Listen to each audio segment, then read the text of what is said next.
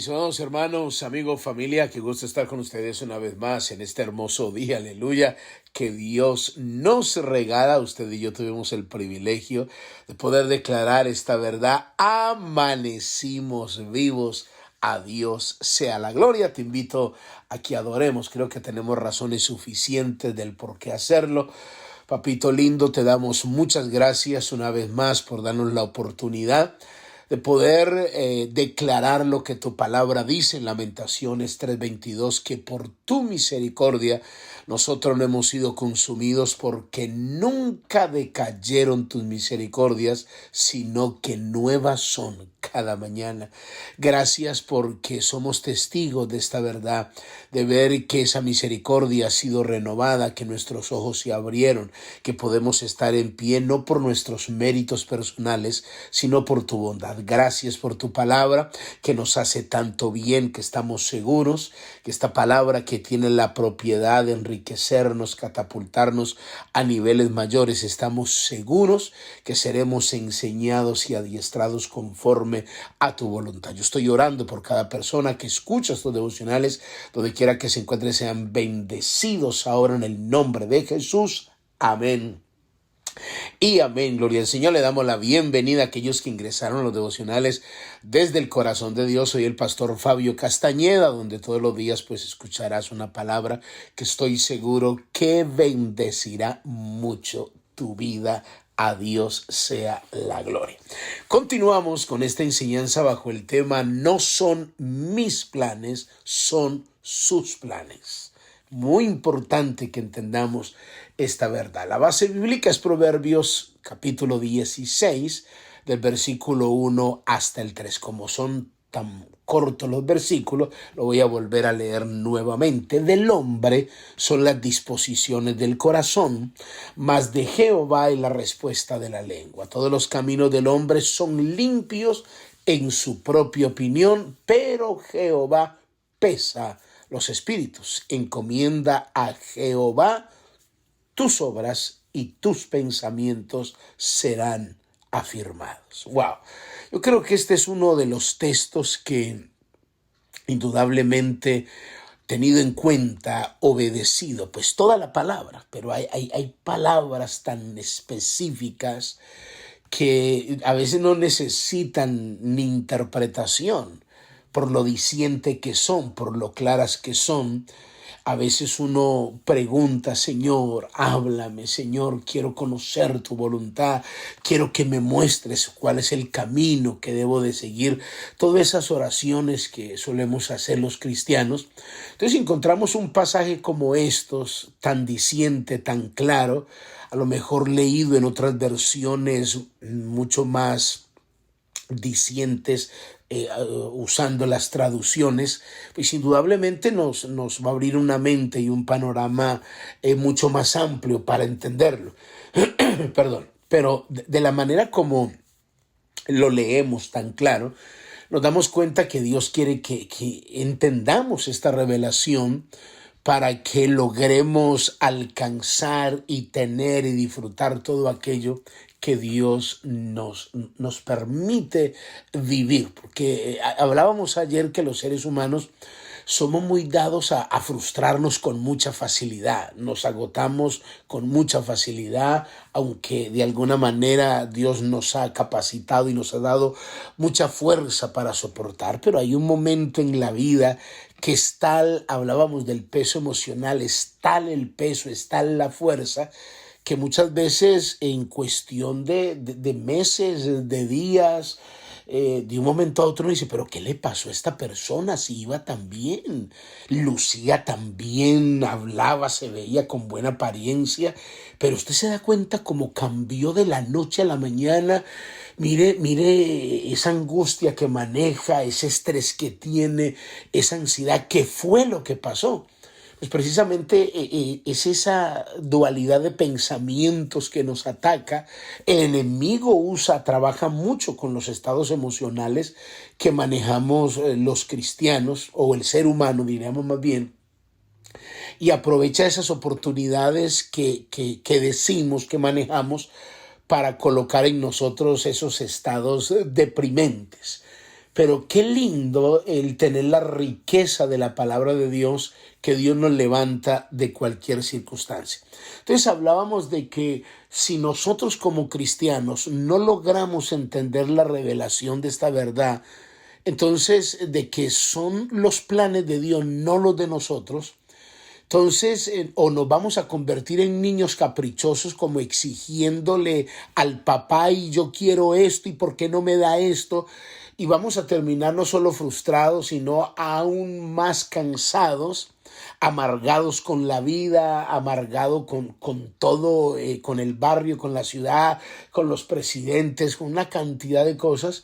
Entonces, la vida cristiana, aún la misma vida cristiana, se convierte como en una carga más de los problemas que se tiene. Entonces no vive una vida cristiana en deleite, sino más bien en preocupación. Entonces hay algo que el proverbista comienza en el versículo 1 diciendo, así que vamos a profundizar un poco en la lectura inicial. Proverbios 16:1 dice: del hombre son las disposiciones del corazón. Vamos a dejar hasta esta primera parte. Del hombre son las disposiciones del corazón. ¿Qué nos enseña a nosotros esta palabra? Que usted y yo podemos planificar, que usted y yo podemos soñar, porque tenemos la autoridad y el derecho legal que se nos dio de la capacidad de decidir, del libre albedrío. Podemos planificar, podemos soñar, podemos establecer metas, que no es malo hacerlo, es recomendable hacerlo, pero lo que Dios quiere es que esas disposiciones vayan no en contra, sino que esas disposiciones que vamos a tomar en nuestro corazón sean conforme a su propósito eterno. Porque esto es lo que nos va a garantizar el éxito en muchas áreas de nuestra vida. Dios dice, tú puedes planificar, eso está excelente, soñar, establecer tus metas, pensar en grande, pensar en alto, porque tú tienes el derecho y tienes la voluntad de lo que la Biblia llama las disposiciones del corazón, tus propias determinaciones. Pero quieres que te vaya bien, quieres que las cosas salgan como tú quieres, entonces esas disposiciones que determinas en tu corazón deben de ir de acuerdo al propósito eterno. Porque si tú y yo no lo hacemos así, esas disposiciones, escucha lo que le voy a decir, esas disposiciones que el hombre determina en su corazón serán interrumpidas por Dios. ¿Por qué van a ser interrumpidas? Porque no son mis planes, sino sus planes. Si nosotros nos rebelamos para hacer lo que queremos, entonces indudablemente Dios va a interrumpir nuestros planes, porque nosotros obviamente le pertenecemos a Él y las cosas se harán conforme Él quiere. Porque Dios, yo entiendo que Dios nos ha dado la capacidad, el derecho, el libre albedrío de tomar nuestras propias decisiones, pero si muchas de nuestras determinaciones no van de acuerdo a la voluntad de Dios, Dios se va a aparecer para interrumpirlas. Porque nos ama, porque quiere que nos alineemos a su plan y a su propósito. Y usted dice, pero ¿por qué de esa manera tan atropelladora? Si alguien pensara de esa manera, pero ¿por qué tiene que ser así? Porque es que, le voy a hacer una pregunta. Cuando uno es dueño de algo, uno puede hacer con lo que a uno le pertenece lo que quiera. Y para nosotros entender que Dios tiene el derecho a interrumpir muchos de los planes de nuestra vida, es porque la Biblia dice que le pertenecemos a Él. El Salmo 24, ¿qué es lo que dice? De Jehová es la tierra y su plenitud, el mundo y los que en él habitan. El mundo y los que en él habitan le pertenecen a Él. Hay otro pasaje mucho más diciente, el Salmo 100. El versículo 3 nos invita a reconocer, dice, reconocer que Jehová es Dios. Él nos hizo y no nosotros a nosotros mismos. Pueblo suyo somos y ovejas de su prado.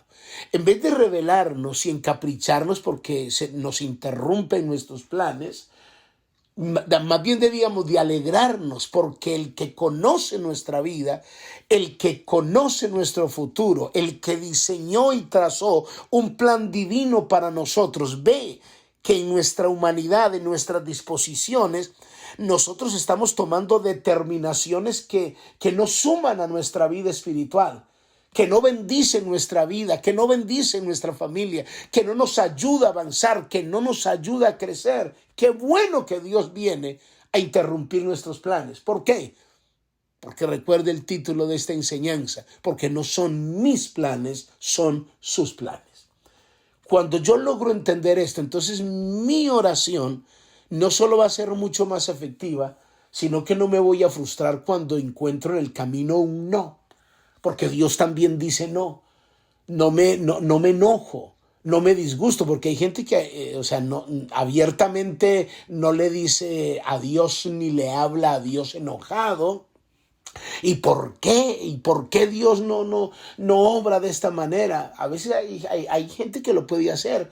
Otros, obviamente, por respeto a nuestro Dios, no lo hacen, que debe ser lo correcto, pero sin embargo toman determinaciones que le envían un mensaje a Dios como si le dijeran: estoy enojado contigo.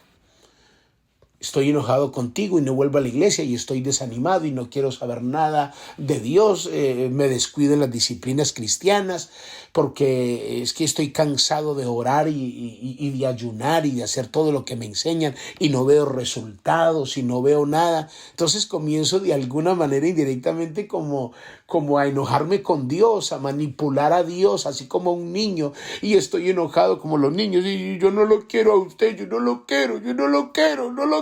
¿Por qué? Porque no me dio lo que yo quiero.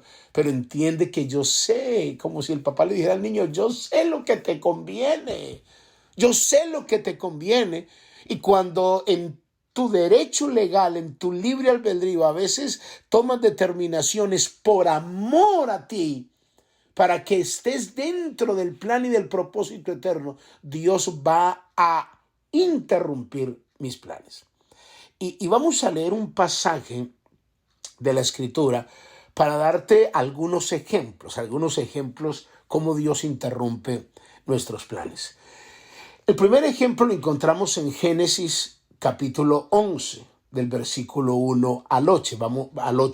Génesis 11 del 1 al 8. Cuando hubo una nación que decidió edificar una torre llamada la Torre de Babel. Mire lo que dice el versículo 1. Tenía entonces toda la tierra una sola lengua y unas mismas palabras. Aconteció que cuando salieron de oriente hallaron una llanura en la tierra de Sinar y se establecieron allí y se dijeron unos a otros: vamos, hagamos ladrillo, cosámoslo con fuego. Y les sirvió el ladrillo en lugar de piedra y el asfalto en lugar de mezcla. Y dijeron: vamos, aquí está la determinación, las disposiciones del corazón. Vamos, edifiquémonos una ciudad y una torre cuya cúspide llegue al cielo y hagamos un nombre. Hagamos un nombre por si fuéramos esparcidos sobre la faz de la tierra. ¿Cuál era la determinación de ellos? Unirse, levantar una torre que llegara hasta el cielo. Vamos a hacernos un nombre. Entonces nada podía detenerlos. Las disposiciones de ellos: lo vamos a hacer y lo vamos a hacer. Pero dice la Biblia que Dios viene a interrumpir sus planes, porque no es sus planes, no son mis planes, son sus planes. Dice el versículo 5: y descendió Jehová para ver la ciudad y la torre que edificaban los hijos de los hombres. Mañana continuamos. Padre, yo te doy gracias por tu palabra, en el nombre de Jesús. Amén y amén. Muy bien, mis amados hermanos, amigos, familia, cuídense mucho. Bendiciones. Bye bye.